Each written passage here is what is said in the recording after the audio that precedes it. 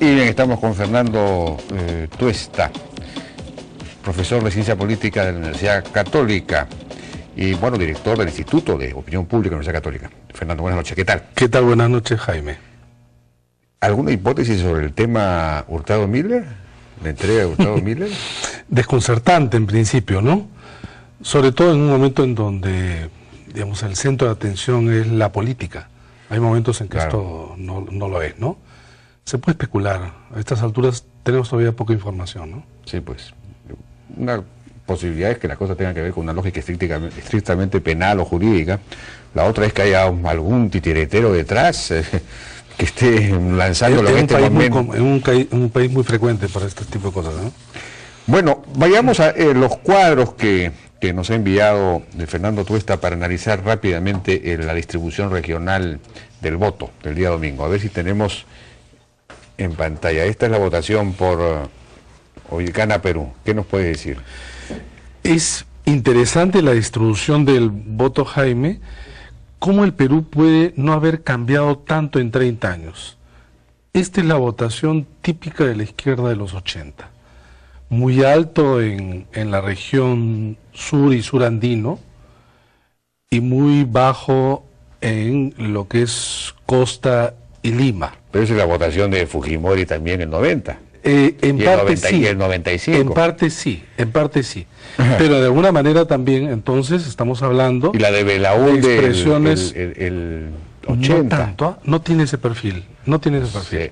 No tiene ese perfil. En todo caso, lo interesante es que si uno mira esta distribución y lo compara con la del 2006, no hay grandes cambios. Quizás los cambios más pronunciados se ven en aquellas zonas en donde han habido conflictos últimamente. Por ejemplo, en Amazonas. Ha crecido en relación al 2006. No, he visto que ha crecido más en los departamentos prósperos del norte. En Piura, Lambayeque y La Libertad hay un crecimiento apreciable de la votación por Ollanta-Humala. En Lima, en cambio, es menor. Es menor. Pero, por ejemplo, en Amazonas pasa de 32 a 40%, casi 41%. Pero en todo caso, si tú ves la distribución que tenemos en la pantalla, mire el caso de Puno, Cusco, Ayacucho, Tacna, Huancavelica, Purímac, Madre de Dios. Eso es más o menos lo mismo que el 2006. ¿No? Además, mira, encima del 50%. Encima del 50%. Si ahora vemos el caso de Keiko Fujimori. A ver, el siguiente cuadro, por favor.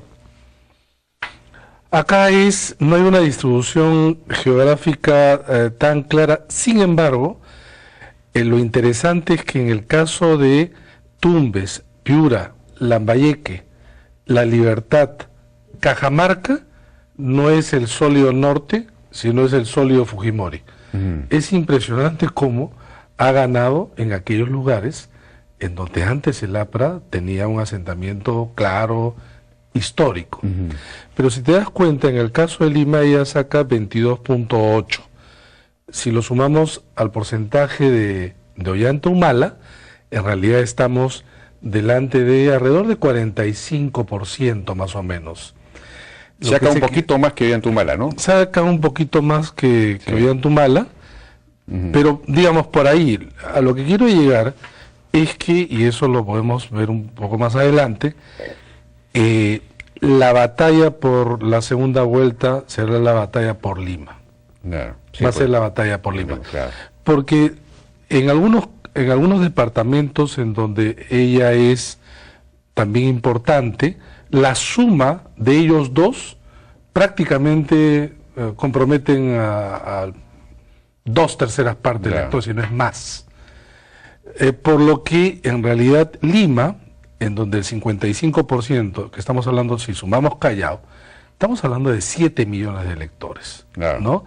Pero esta distribución, repito, es interesante porque crece además en los lugares de costa, no crece, sino tiene su asentamiento en lugares sobre todo modernos, ¿no? Si podemos ver el siguiente cuadro,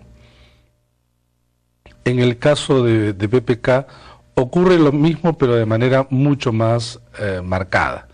Si tú ves Lima, Callao, Arequipa, Moquegua, los sitios más, digamos, urbanos, costeños o cercanos donde irradia Lima, ¿no? Lo que sorprende de todos modos es Arequipa, ¿no?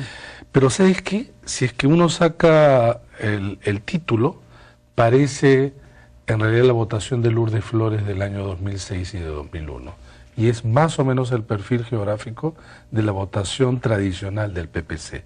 Es decir, si antes era Izquierda Unida, ahora el humalismo, el fujimorismo, antes el aprismo, ahora el fujimorismo, este es el PPCismo, ahora PPK, ¿no? Y el otro cuadro, el caso de Perú Posible, Loreto, Ancash, Cajamarca, Tumbes, Huánuco, y cuando uno superpone la votación y el perfil de Perú Posible con Acción Popular, aparece casi un traslape. Es interesante en este caso. El único sitio donde ganó Perú Posible fue en Loreto. Loreto. El único departamento. Y en algunos sitios donde en principio ellos tuvieron un momento en donde crecieron mucho, finalmente regresaron sobre todo a Humala. Sobre todo en Puno, Tacna, Cusco, Arequipa, Ayacucho, Apurímac, que lo dejaron, mira, menos del 10% y por debajo de su promedio nacional, ¿no? Que es casi más o menos el promedio que tiene en Lima. De acuerdo. Finalmente creo que tenemos, no sé si tenemos un último cuadro. Bueno, tenemos que ir a una pausa. Ya. Ahora, si tienes claro, lo tienes todo.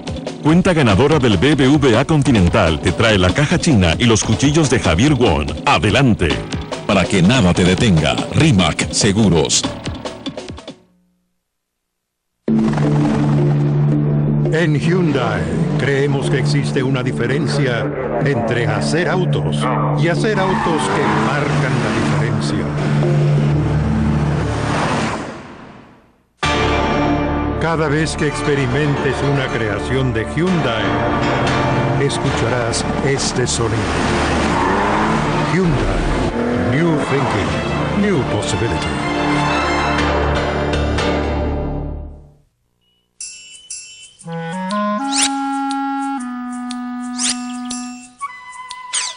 Los expertos saben cuando no es mantequilla. Disfruta la deliciosa Mantequilla Gloria, hecha de pura leche y un toque preciso de sal. Rodríguez. Un ejemplo de la ley de acción y reacción de Newton. Un ejemplo.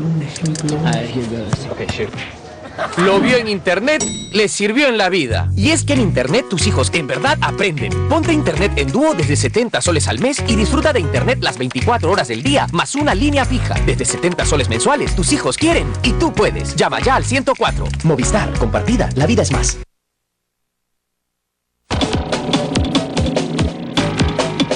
Conversando entonces con Fernando Tuesta. Nos habíamos quedado en este cuadro que nos dice. Este es un cuadro interesante porque lo que hace es mostrar el porcentaje de votos de aquellos que no votaron por Humala o Keiko.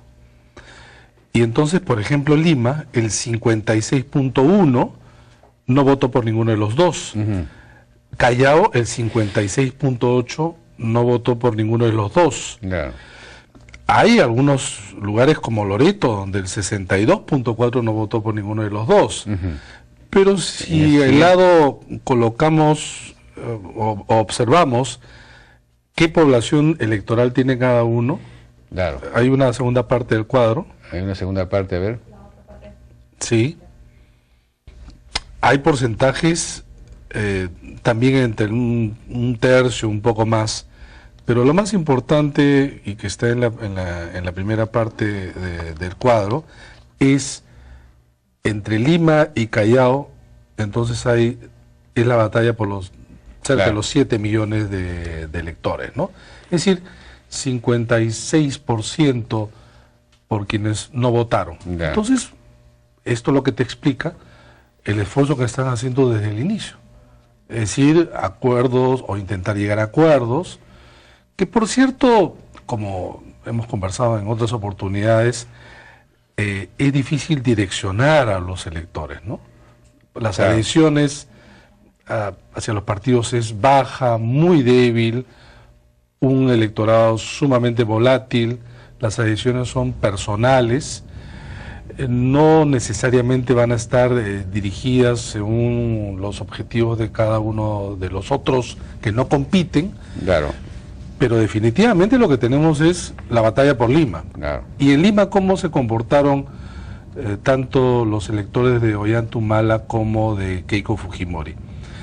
Es obvio que el crecimiento de Ollanta Humala ha sido en los distritos, digamos, de menores ingresos. Por ejemplo, Caraballo 30%, el Agustino 27%, San Juan del Lurigancho 27%, Puente Piedra, Ate también 27%, ¿no? Lurigancho 26%, Villa El Salvador 25%, Comas 25%, Independencia 25%, es decir, son los que más han votado por ella. ¿Y Keiko Fujimori? En el caso de Keiko Fujimori, Lurín 32%, Ancón, Ate 29%, Villa El Salvador 28%, Villa María del Triunfo 28%, más o menos Puente igual. Piedra, exactamente. Más o menos igual. Entonces, ahí hay una distribución que ya en primera vuelta competían a nivel de los estratos, a nivel socioeconómicos DE. Entonces, claro, no todo, van a ir indudablemente a estos sitios, pero es la conquista sobre todo también de los sectores C, clases medias, Claro. bajas, medias, emergentes, y obviamente clases altas, aunque tú sabes que el número no es tan significativo, ¿no? Claro, pero ahí no tienen nada, ¿no? Tenían muy poco, los dos. Tenían muy poco los En los dos, sectores AB. tenían ¿no? muy pocos. O sea que ahí también es un pequeño sector de... Siempre, además, todos los votos valen lo mismo, entonces Sí, pues. de donde los consigan. Lo que pasa es que hay bolsones y en esa medida, digamos, la interacción entre electores es mucho más, sectores mucho más sencillo. A y B sumados, ¿qué porcentaje es? ¿15%? Sí, 20%, más 20%, o menos 20%. 15%, no llega a 20%. No llega a 20. No, Bueno, no pero llega a 15% de todos modos es importante. a nivel Es nacional. importante, es importante. Claro, y ahí ellos tienen muy poco. O sea que ese es también un territorio de conquista. Es un territorio de conquista, por eso que creo De disputa, perdón. también de conquista, disputa para la conquista, ¿no? En todo caso, los movimientos que se está desarrollando en estos 3 últimos días apuntan a esto. Por lo demás, Jaime, esta es una segunda vuelta que va a ser muy larga. Sí, pues. El balotage, lo hemos conversado también contigo en otras oportunidades, fue pensado por los franceses como una inmediata elección. En Francia después a las 2 semanas, acá es casi 2 meses. Sí, pues. Es otra elección. Entonces, si bien es cierto, tenemos esta geografía electoral plasmada a través de los votos, también es cierto que todo se decide en las campañas. Sí, pues. No hay nada que esté previamente establecido. Y esta nueva elección coloca a los dos, digamos, Y un más o nuevo menos en punto las de mismas partida, posibilidades. claro. Sí, Eso pues. es efectivamente un nuevo punto de partida. Bien, Fernando Tuesta, muy interesante. Muchas gracias, Gracias a por ti, tu Jaime. participación. Fue Fernando Tuesta de la Universidad Católica. Vamos a una pausa y regresamos con Pere Estupiñán dentro de nuestro segmento dedicado a la innovación, ciencia y tecnología de todos los miércoles, que lo tenemos porque sin ciencia y tecnología el Perú no tiene futuro. Él es un comunicador científico español, autor de un libro muy interesante, y con él vamos a hablar. Regresamos.